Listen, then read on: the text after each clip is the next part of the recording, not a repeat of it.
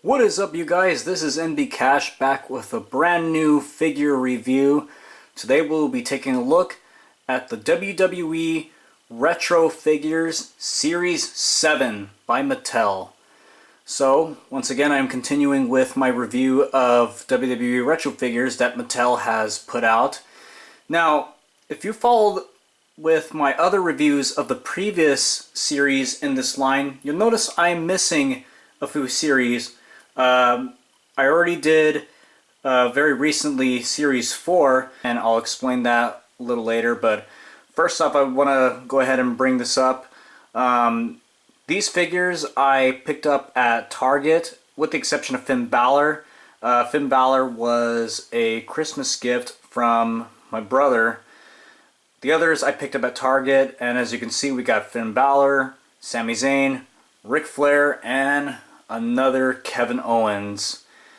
Boy, that Kevin Owens was very disappointing, and when we get to him I'll explain why, but let's go ahead and go through the figures individually, and I'll start off with the first that I got in the series. So I'll put these guys over to the side, and that is Finn Balor. So like I said, Finn Balor was a Christmas gift from my brother. I am a Finn Balor fan. I'm really impressed with his in-ring talent. And as you can see, he is sporting the demon paint on his face and on his chest.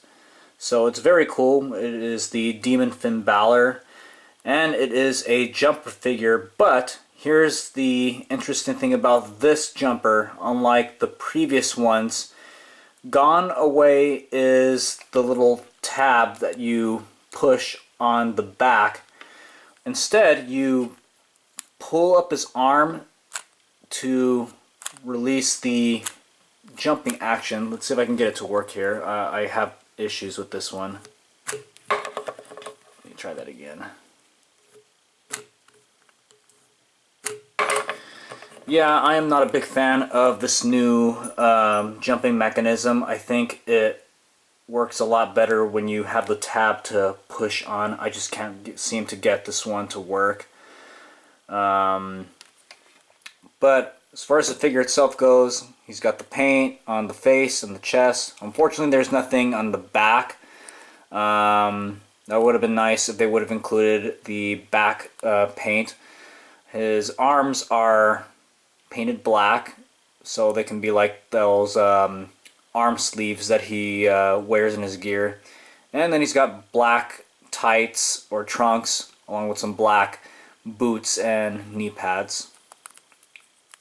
So it's cool that we have a Finn Balor, but again, I just don't like the new jumping feature. I just don't like the way it works. I don't think it is all that reliable. So if they would have stuck with the tab that you push, it would have worked a lot better. Next is Sami Zayn. Now, like I said at the beginning of this video, this Sami Zayn figure incorporates the new kick feature. To do that, all you have to do is pull his right leg back and then release. This is really cool because along with this new kick feature, we also have some leg articulation. None of the old Hasbro figures from back in the early 90s have leg articulation. Normally it was usually waist articulation and arm articulation depending on the gimmick. If the gimmick was something that involved the arms, such as the gorilla press slam or an elbow drop, then there really isn't a whole lot you can do. But with this one, it's all in the leg, so there's some arm articulation as well as head. But it's really cool that we have leg articulation with this figure because, you know, again, the Hasbro figures didn't really have that. The legs were just one whole piece for the most part. So it's really cool. And I like that we were able to get a Sami Zayn figure. It's a very, very interesting, very comical looking face he's making. I wish the hair could have been a little bit more to the reddish side. It's more brown. But All in all, it's a really nice figure. I like the designs on the tights. You can see he's got the Sami Zayn initials, the S and the Z. He's got the checkered board designs right here in the inside of the legs. And then he's also got the Arabic writing. And he's also got his Let's Go symbol right there. That's really cool design. So this is a really cool figure. I really like the Sami Zayn figure a lot in this series, and this will definitely not be the last time we see these kicking figures, as more will be coming soon in later series. Moving on to the next one, we have ourselves a legend, the Nature Boy, Ric Flair. Now, Flair did have a Hasbro figure made back in the day. He had the old Rick Rude motion where it was a headlock. One arm was fixed in a headlock position and the other one was a punch, so you would pull his arm back and he would punch the other guy's head. So basically it would be kind of like this. I'll just use this as an example. It was basically like this, and then you would pull this arm back and he would punch the other figure's head while he's holding him in a headlock position. So it was the old Rick Rude feature.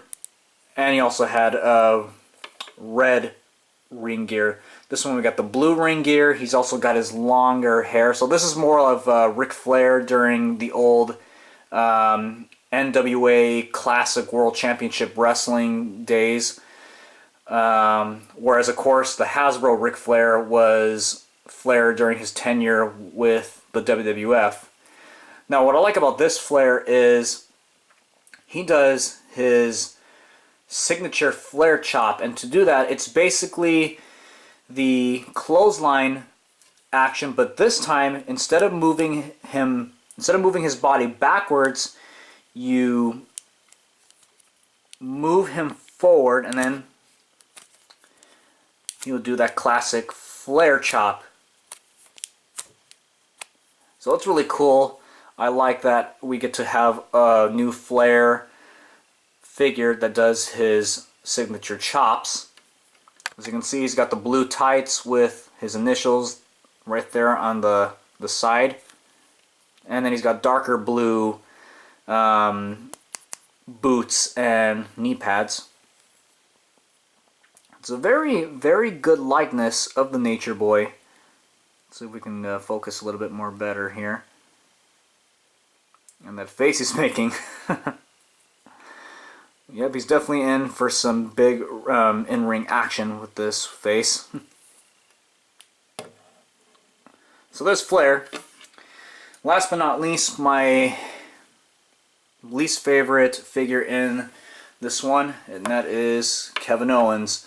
So this is the second Kevin Owens figure in the entire Mattel Retro Figures line. The first one we saw with Series 1. Now apparently Kevin Owens was a last-minute replacement for Enzo Amore. Enzo Amore was supposed to be in this series, but we all know what happened. He was accused of sexual assault and rape, which led to first a suspension and then firing from the company. So as a last-minute replacement, they decided to bring in a Kevin Owens figure, and it's exactly the same figure from Series 1. The only difference is the hair is slightly darker and different logo on the shirt. And let me bring in my Series 1 Kevin Owens. So let me push this to the side over here. So on the left is the Series 1 Kevin Owens, and on the right is the new Series 4 Kevin Owens. So again, the exact same figure, they do the exact same motion, just the main difference is the logo on the shirt. That's all it is. So just like with Series 1, it does the pop-up power bomb. In this case, it is just the headbutt. So for those of you who remember the Andre the Giant figure from the old Hasbro line, or that rare Dusty Rhodes or Akeem, it's the exact same motion. I really think that Mattel could have done better and given us a different figure for a replacement for Enzo, like say Cesaro or Rusev or The Miz. But nope, they went with Kevin Owens. So just my personal opinion, I don't think it was really necessary. I think they could have gone with somebody else. I know it was last minute, but still, it would have been nice if we would have gotten a different figure.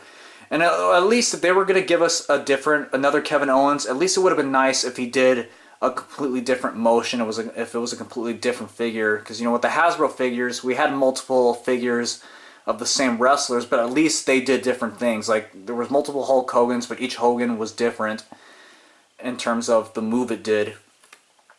So that's just me. So there you have it. That is the WWE Retro Figures. This is Series 4. Kevin Owens, Ric Flair, Sami Zayn, and Finn Balor. So thank you for watching this video. I hope you guys enjoyed it. If you have any questions, please feel free to leave a comment down below, and don't forget to share this video, like, favorite, and subscribe to the channel. Until next time, guys, I will see you all later, and